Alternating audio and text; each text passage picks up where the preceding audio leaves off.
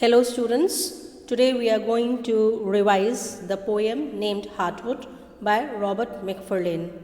We will recapitulate this poem and first you will see about Robert Macfarlane. He was born on 15th of August 1976 in Hallam, that is in Nottinghamshire. At present he is 44 years old.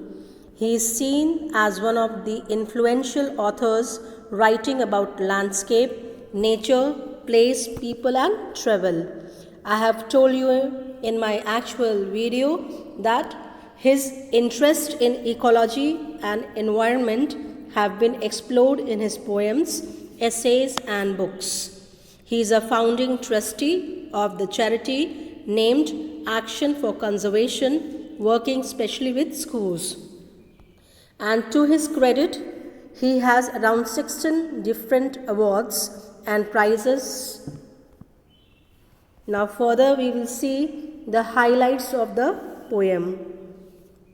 Robert Macfarlane is a contemporary British poet and non-fiction author. His writing highlights the beauty, power, humbleness and importance of nature. In this poem, named Heartwood, he reminds the usefulness of trees and tells the need to become sensitive towards this life giver. He also emphasizes on the urgency for protecting and conserving the trees for saving the world ultimately. This poem makes an earnest request to stop merciless killing of trees and destroying forests. We should remember as human beings that we live in a vicious circle where humans, trees, nature and wildlife are interdependent. These are the key points of this poem. Next, you will see the important points of this poem. The tree is the speaker. That is why the pronoun she is used for the tree. The tree is addressing the woodcutter in this poem. This poem urges means requests to stop and think before cutting down trees, to be kinder and more sensitive towards Mother Nature that helps so many creatures and people in so many ways. Let's begin with a poem. The first few lines. Would you hew me to the heartwood cutter? Would you leave me open-hearted? Put an ear to my bark cutter, hear my saps mutter. Mark my hardwoods beat, my leaves flutter. Would you turn me to timber cutter? Leave me nothing but a heap of logs, a pile of brash.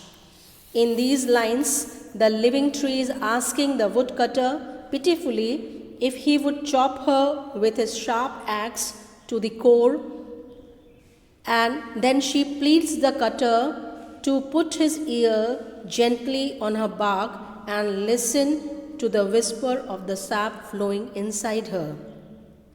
The tree further asks the cutter if he would cut her into timber, making her lifeless. She will then be nothing more than a heap of logs or a bundle of brash. Now, the next few lines. I am a world cutter, maker of life, drinker of rain, breaker of rocks, caster of shade, eater of sun. I am a timekeeper, breath giver, deep thinker cutter. I am a city of butterflies, a country of creatures. Here, the tree continues to express herself and wants the cutter to realize and register his actions of destroying the trees and forests. She is the maker, the creator of life on the earth, and she only observes water and brings rain. She breaks down rocks. She brings down the heat of the sun by providing shade. And then further she says that she is the timekeeper, as she keeps the record of time and has impressive and incredible stories of struggle and accord of the past to tell to us. She reminds the woodcutter to become conscious of his actions as she is the breath giver. She then says she is a home for butterflies and for all different animals. In the concluding lines, you will see here what she expresses. But my world takes years to grow, cutter seconds to crash. Your saw can fell me, your axe can bring me low. Do you hear these words I uttered?